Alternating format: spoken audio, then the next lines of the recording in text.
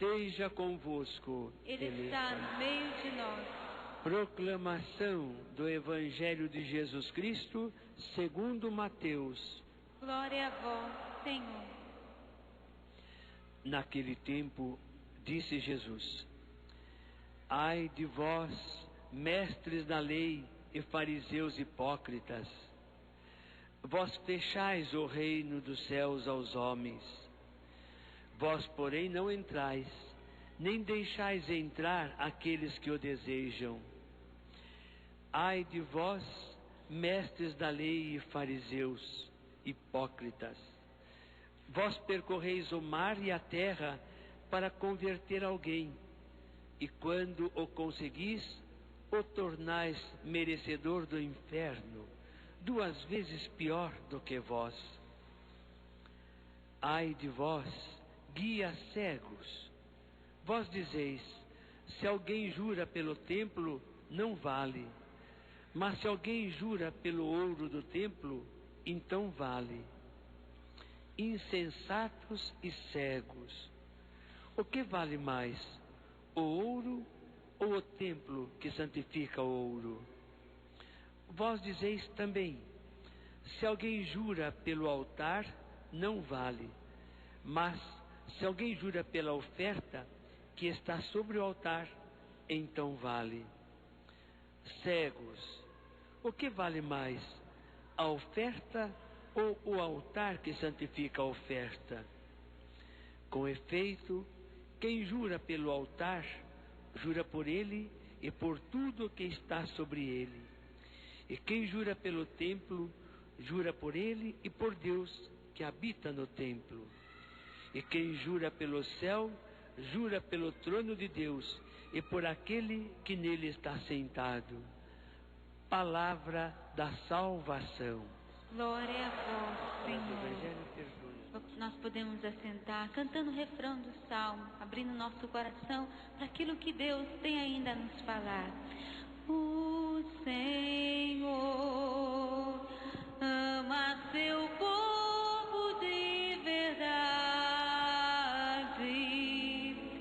O Senhor ama seu povo de verdade. Mais uma vez.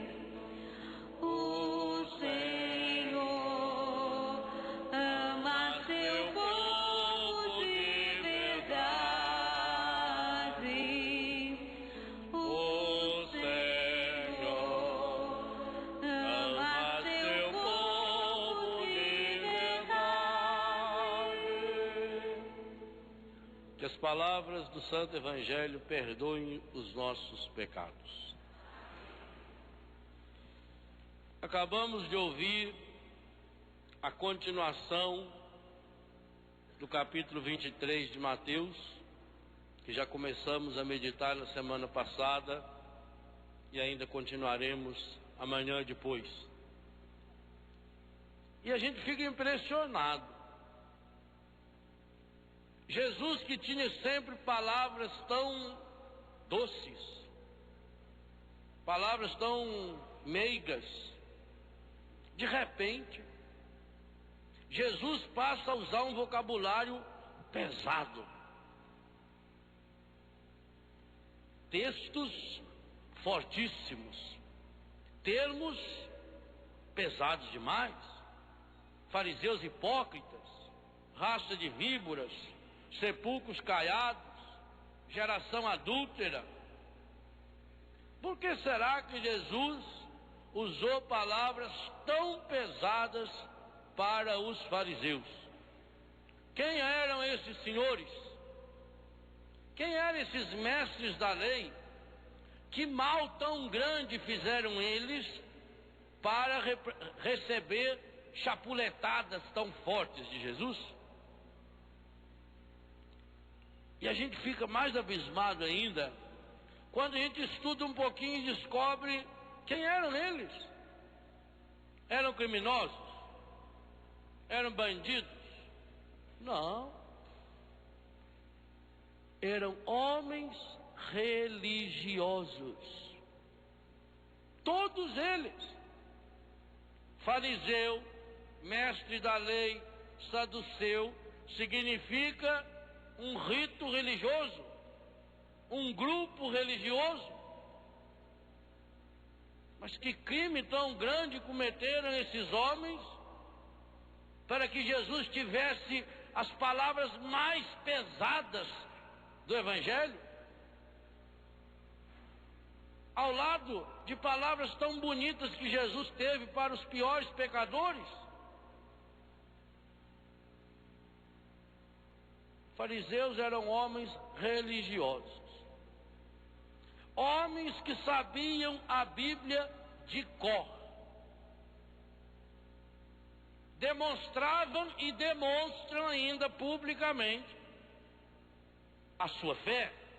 Anda sempre com um trechinho da Bíblia amarrado na cabeça, um pedacinho de couro, dentro tem um versículo bíblico, a roupa tem uma franja larga, aqui na mão eles amarram uma correia e dentro tem um versículo bíblico citado. Na porta da casa deles tem uma pecinha especial e lá dentro tem um versículo bíblico. Sabem a Bíblia de cor. Pagam o dízimo até do hortelã. O que é que significa isso? Que se nascer 10 pezinhos de hortelã no quintal, eles arrancam um e levam para o templo. São rigorosos. Jejuam várias vezes. Fazem orações públicas várias vezes. São rigorosíssimos na alimentação. Não comem nada que é impuro. Até hoje. Israel, quando importa carne, por exemplo, não importa de qualquer país. Do país aonde importa, vêm especialistas da religião judaica observar como é que se prepara e que se mata o animal. São rigorosos em tudo, leva ao pé da letra. Por exemplo, quando você está em Israel, no mesmo restaurante, jamais você come derivados de leite com derivados de carne, não se mistura. Porque tem um versículo na Bíblia que diz: não se pode comer o cabrito cozinhado no leite da sua mãe. E eles levam ao pé da letra. Mas se eles levam tão a sério, se eles levam o Antigo Testamento, é a Bíblia que eles acreditam, tão a sério, se eles pagam o dízimo tão certinho, se eles sabem a Bíblia de cor, por que que Jesus tem palavras tão duras para eles? Não é uma contradição?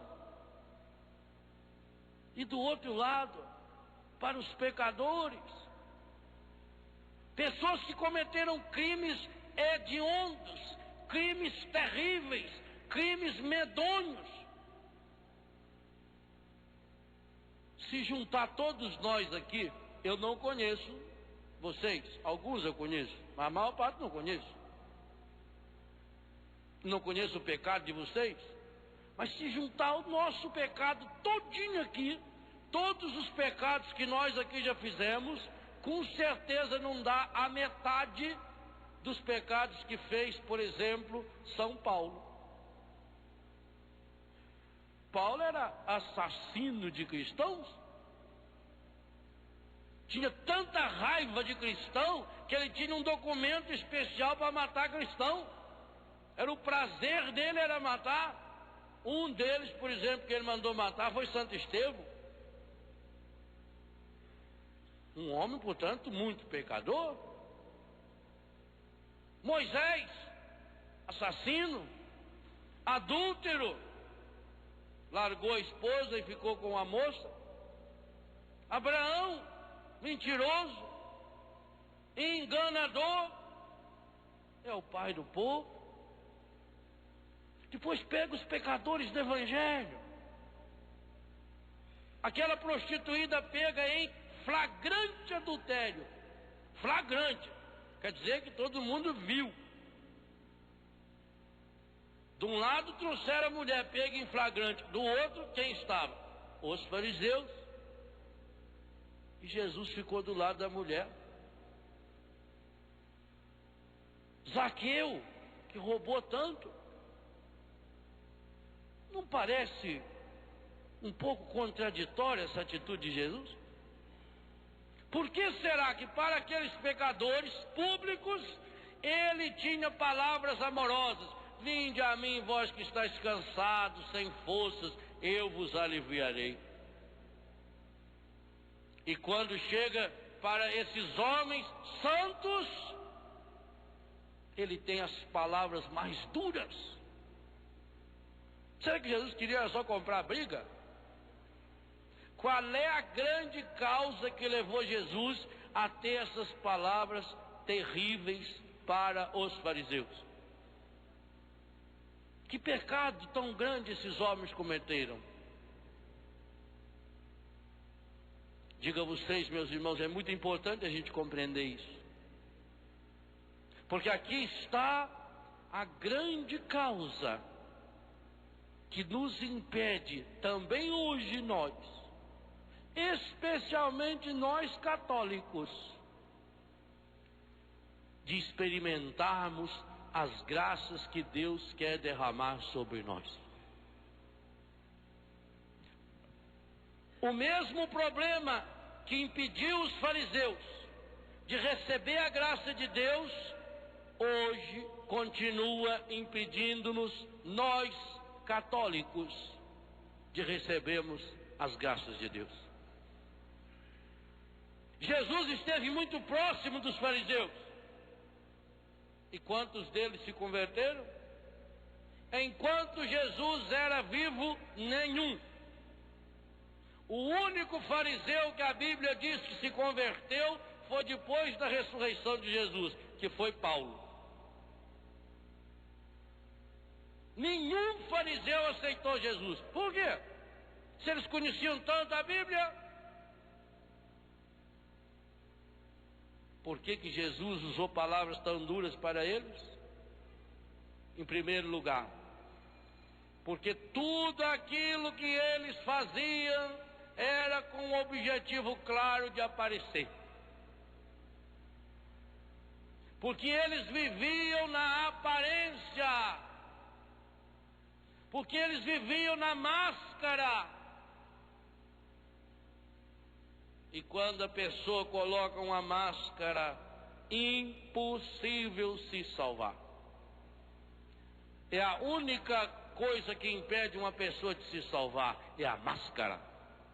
É o fingimento, a mentira. Quando a pessoa se acostuma a viver na máscara, quando a pessoa se acostuma a viver no fingimento, quando a pessoa se acostuma a viver na mentira, ela passa a acreditar na mentira. E aí a graça de Deus pode cair em torrente sobre ela, mas não penetra, porque o coração tem uma casca grossa, dura, é chão batido, a semente não fecunda esse coração. E é por isso que Jesus falou palavras tão fortes, para ver se eles acordavam. O marido que ama a sua esposa, dá um tapa no seu rosto? Sim ou não? Dá. Por exemplo, se a esposa estiver desmaiada e ele quiser fazer ela acordar, ele pode dar um tapa no rosto? Sim ou não? Mas como é que vocês falaram antes que o marido... Hein? Então, há situações que justificam dar um tapa? Sim? Se a pessoa está desmaiada, para ver se acorda.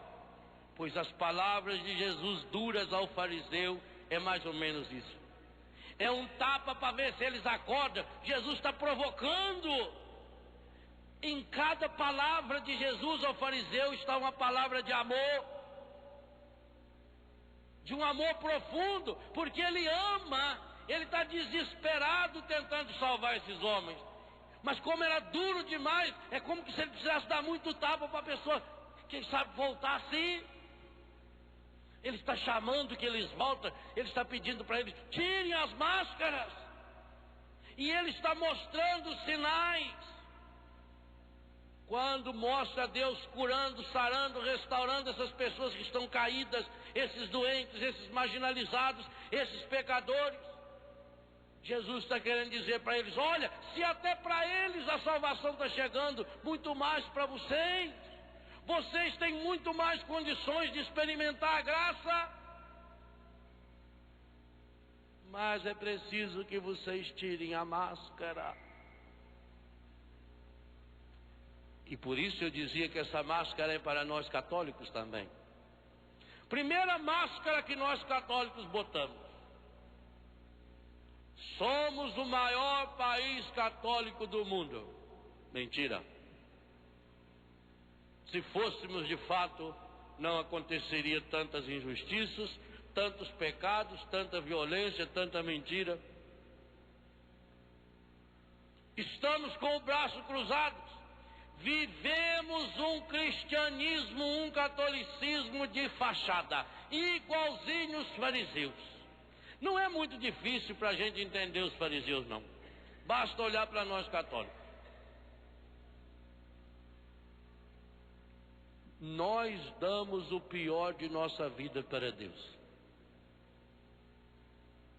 Vai uma missa de vez em quando eu estou com vontade.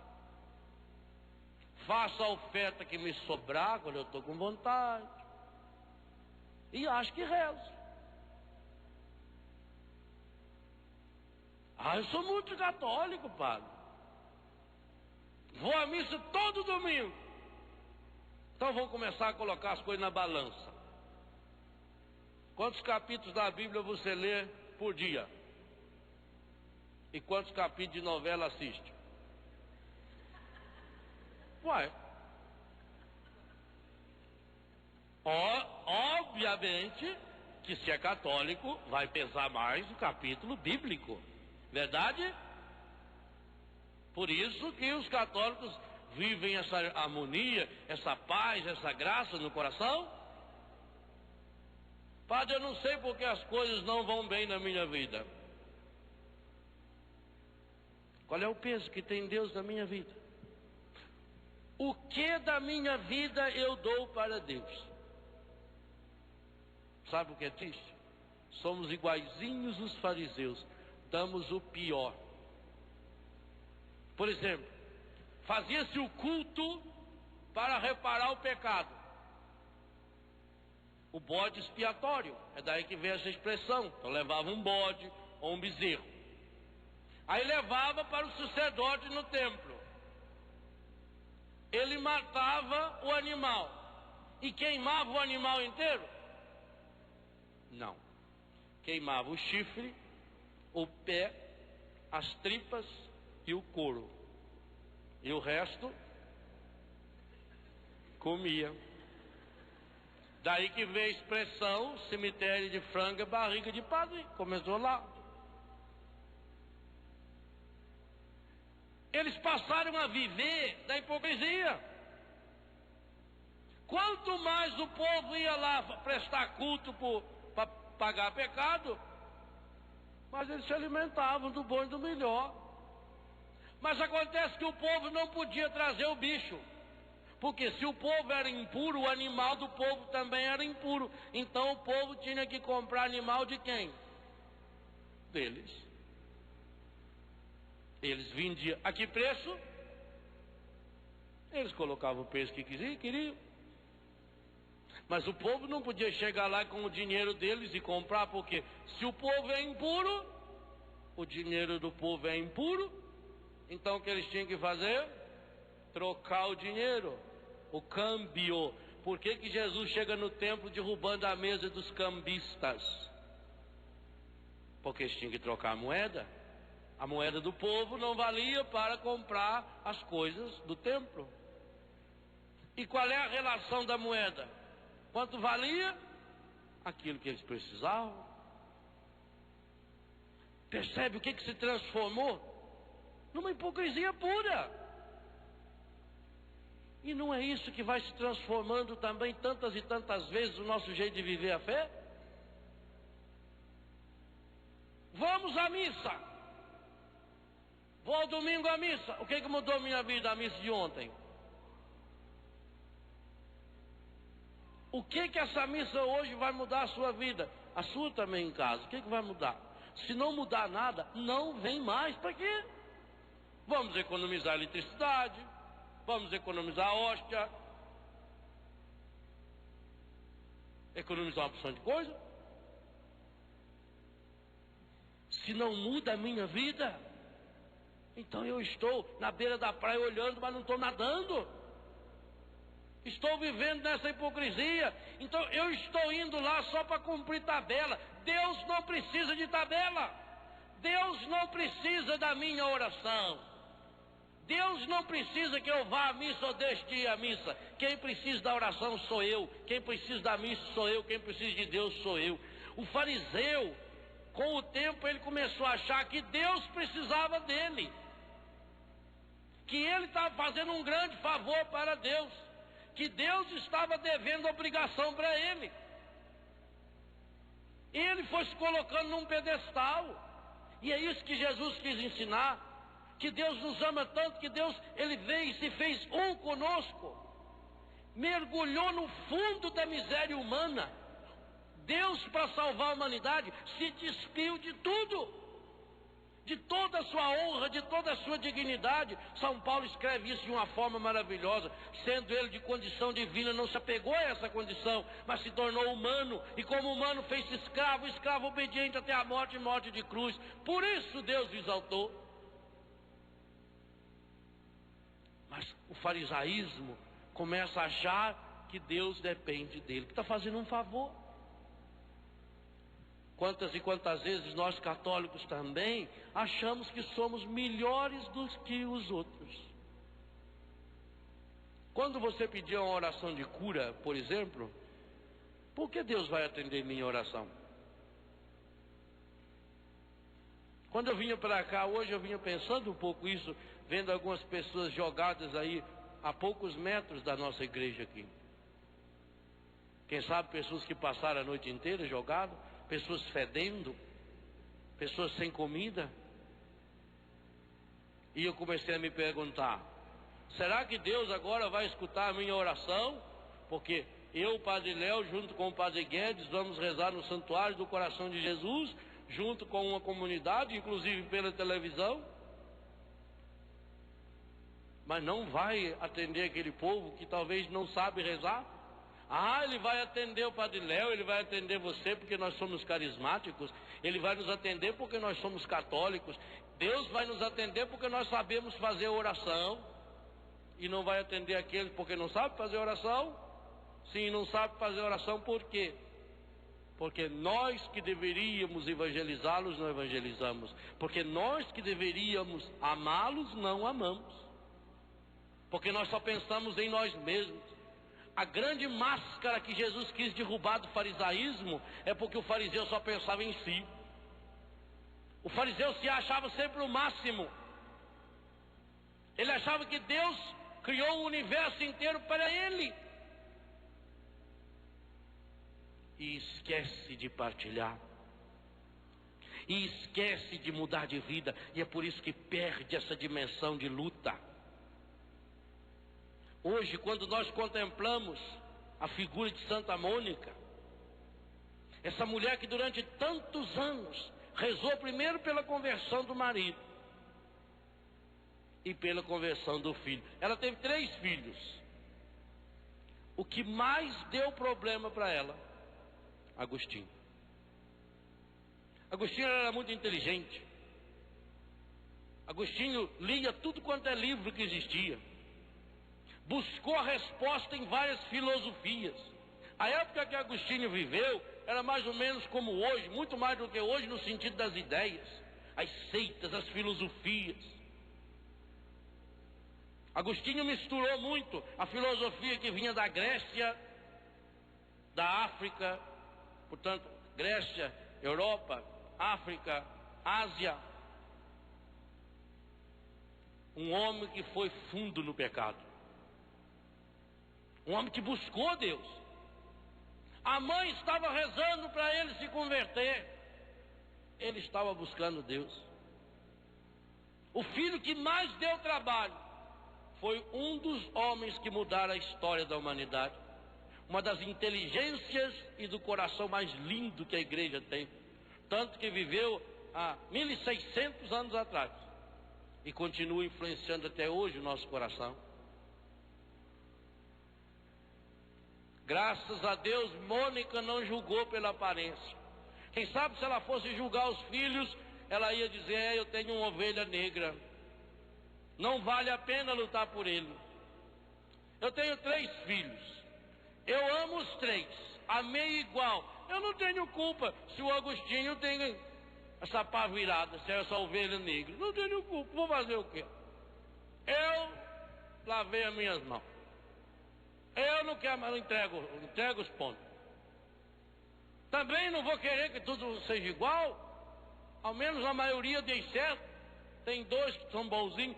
Eu não sei nem o nome dos 2. Você sabe? Mas ela persistiu. Ela insistiu. Com certeza. O que falavam as comadres da dona Mônica? O que vocês acham que falavam? Acha que mudou? Se a senhora fosse vizinha dela, o que falaria?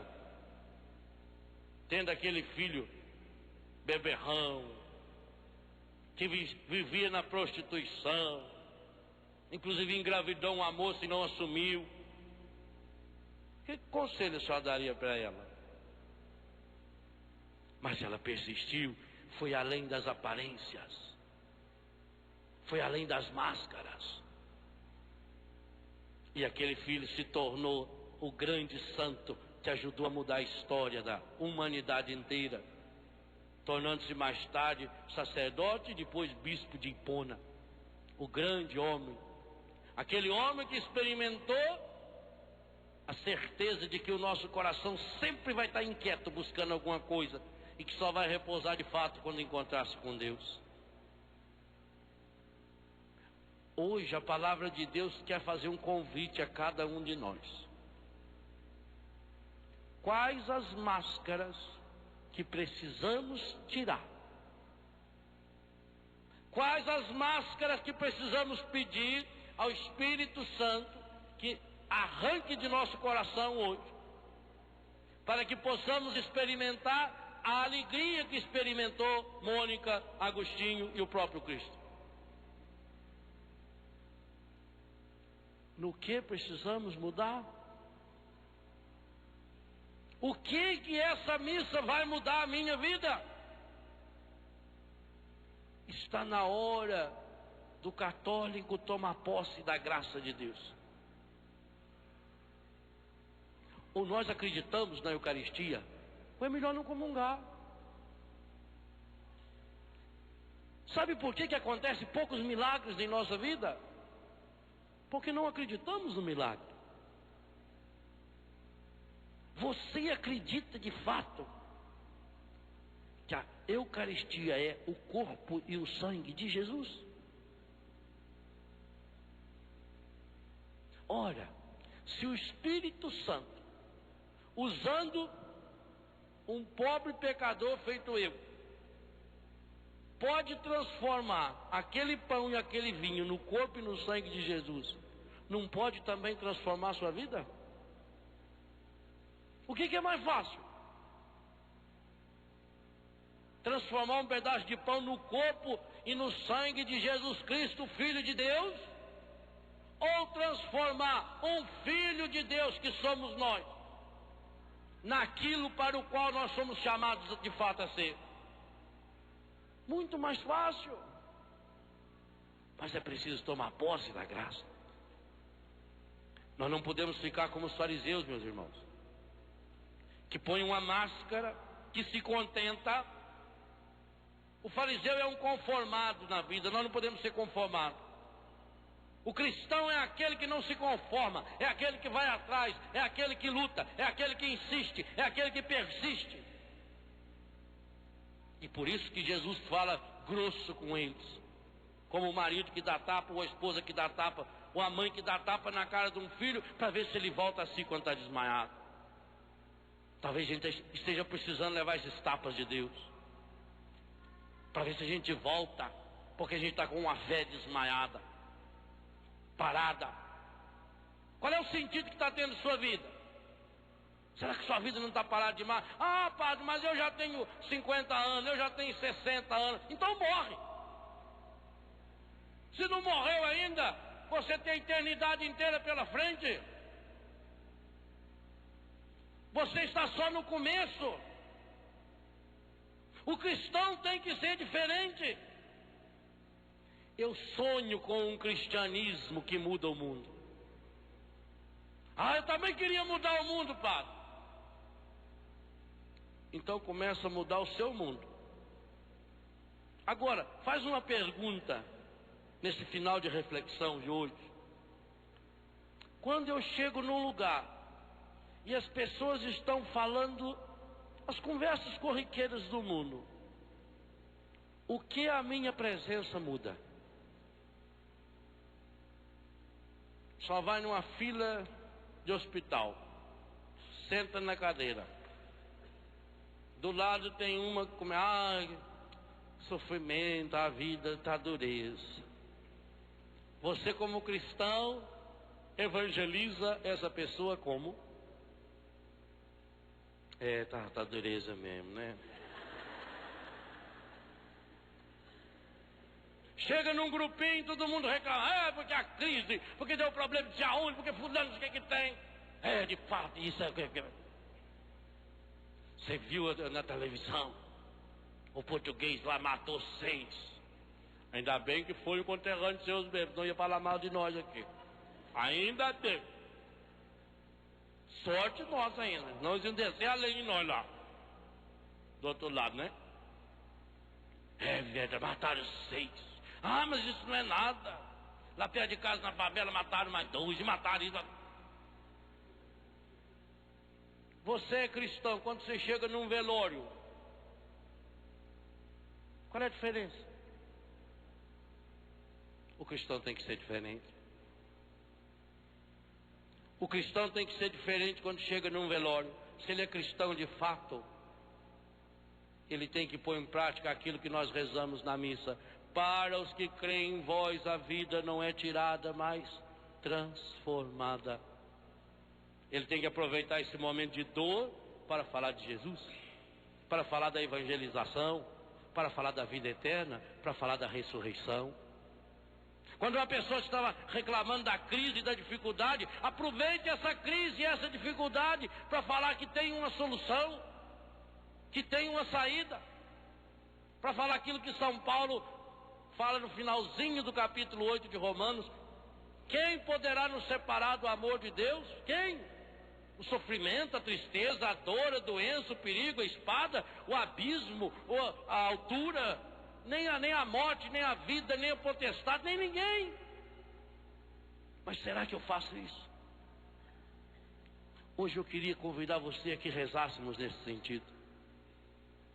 Iluminados hoje pela vida, pela oração de Santa Mônica, vamos colocar o nosso coração no coração de Deus, pedindo ao Senhor, em primeiro lugar, a libertação de tudo aquilo que está nos aprisionando. E depois, com a água benta, que será aspergida sobre nós, a cura. Que o Senhor venha nos lavar as impurezas e restaurar nossas forças. Coloque-se, meu irmão, minha irmã, na presença desse Deus que nos ama com amor infinito. Aonde você estiver agora, em frente à sua televisão, seu computador, talvez de noite, você que está em outro país, você aqui no santuário do coração de Jesus, coloque-se agora diante do coração de Jesus, desse Deus que nos ama, e mostre-lhe com toda sinceridade com a coragem de tirar as máscaras, mostre-lhe o seu coração. E tenha coragem de mostrar também aquilo que o farisaísmo, que o mundo nos ensina, foi provocando em nós e através de nós. Hoje nós queremos nos apresentar ao Senhor na nossa limitação, na nossa fraqueza, no nosso pecado, e dizer: Senhor, liberta-nos de todas as prisões interiores e exteriores. Liberta-nos, Senhor, dos nossos vícios. Liberta-nos, Senhor, das raízes dos nossos pecados. De modo especial, hoje nós suplicamos: liberta-nos, Senhor, de todo o pessimismo, do negativismo, Senhor. Quantas e quantas vezes nós temos oportunidades tão importantes para falar do Teu amor, principalmente quando as pessoas estão vivendo dificuldades e problemas, Senhor. Nós sabemos que uma pessoa no desespero, ela é capaz de fazer qualquer coisa. Nós sabemos, Senhor, que a perda de um ente querido, o momento de uma dor, o momento de um sofrimento, de um desemprego, de uma decepção, é uma hora tão oportuna para levarmos uma palavra de consolo, de conforto, de esperança, de alegria. Mas infelizmente não temos feito isso, Senhor. Quantas e quantas vezes, Senhor, nós só ajudamos a somar, nós só aumentamos o número daqueles, Senhor, que falam mal, que reclamam, que brigam, que criticam. Perdemos tantas oportunidades, Senhor, de anunciar o Teu reino. Hoje queremos pedir a graça da libertação desse tipo de farisaísmo, Senhor. Dessa máscara, a máscara do pessimismo, desse espírito de derrota, que vai nos amarrando, nos enfraquecendo, tornando-nos homens e mulheres fracos, amarrados, pessimistas, que se deixam levar por toda e qualquer situação, por menor que ela seja. Pai Santo, Pai querido, Pai amado, queremos renunciar hoje, em nome de Jesus, todo espírito de pessimismo, todo espírito e sentimento de derrota que o mundo vai tentando colocar em nosso coração, para que não acreditemos mais que em Cristo, Seu único Filho, Pai, nós somos mais do que vencedores. Pai Santo, Pai querido, Pai amado, olhando hoje para Santa Mônica, nós queremos renunciar todo espírito de derrota. Nós queremos renunciar, Senhor, toda palavra e todo conselho negativo, de abandonar aquela pessoa, de abandonar aquele filho, de abandonar aquela causa. No mundo, Senhor, onde as pessoas desistem tão fácil, desiste do marido, desiste do filho, desiste da esposa, desiste do amigo quando dá problema. O mundo de hoje não conserta mais, Senhor. Nós aprendemos a não consertar mais nem as coisas simples. Nós aprendemos a jogar fora o que estraga, Senhor. Não consertamos mais um sapato, uma roupa. É mais barato comprar novo do que consertar. E com isso também, quando nos nossos relacionamentos, Senhor, começam a aparecer os problemas, as dificuldades, a rebeldia daquele filho, o alcoolismo daquela pessoa na família, a dívida, a dúvida, a derrota, nós também somos tentados a deixar de lado, Senhor, a descartar essa pessoa da nossa vida, como descartamos um copinho de água. Mas hoje nós te pedimos, Senhor, liberta-nos desse novo tipo de farisaísmo, chamado consumismo, onde as pessoas não valem nada a não ser por aquilo que produzem, onde nós só tratamos as pessoas segundo o nosso próprio interesse. Com Santa Mônica hoje, Senhor, nós pedimos a graça de investirmos, de insistirmos, de acreditarmos no amor, de acreditarmos que o amor vence, que é possível o amor vencer, mesmo que leve tempo, é possível, Senhor. Hoje com Santa Mônica nós pedimos, Senhor, a graça e a cura de todas essas áreas interiores de nossa vida, Senhor, que tem nos levado a esse espírito de derrota, de fracasso, que tem nos levado, Senhor, a palavras que não estimulam, que não entusiasmam. Liberta-nos, Senhor. Em Teu nome hoje, Pai, suplicamos a restauração plena, a cura e a transformação, especialmente do nosso espírito. E é por isso que nós suplicamos agora que essa água que será abençoada e com a qual seremos abençoados, que ela venha nos lavar e purificar, para que possamos tomar posse da graça, da restauração e da transformação que o Senhor nos oferece nessa tarde.